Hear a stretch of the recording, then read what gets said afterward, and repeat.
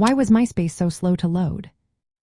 Imagine waiting for your favorite song to play on a website while your dial-up internet connection struggles to keep up. That was a common scene during the early days of social media.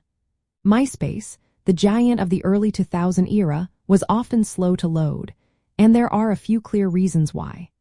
First, users loved to personalize their profiles with all kinds of graphics, music players, and embedded content.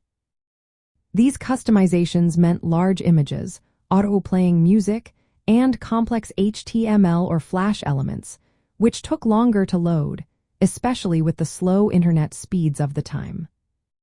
Back then, most people still used dial-up connections or early broadband, which couldn't handle heavy media content quickly.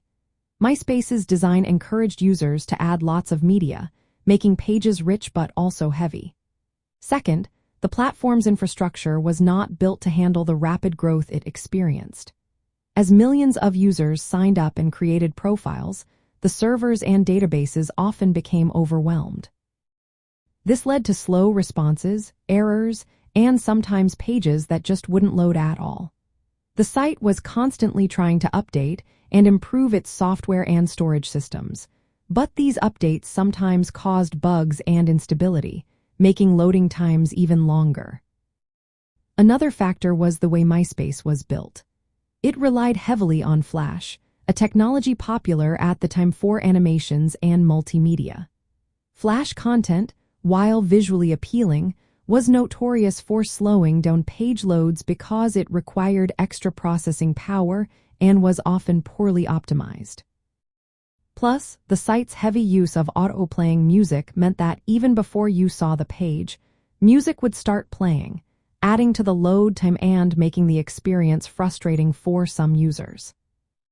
Looking back, the slow load times were part of the charm of early social media. It was a different era, where patience was part of the experience, and users accepted the wait as part of the fun. It also reflected the technological limits of the time, with internet speeds for below what we have today. MySpace's design choices and the rapid growth of its user base created a perfect storm that made browsing the site a slow but memorable experience. So, in essence, the combination of media-heavy profiles, server overloads, and the technology of the early 2000s all played a role in why MySpace was often slow to load.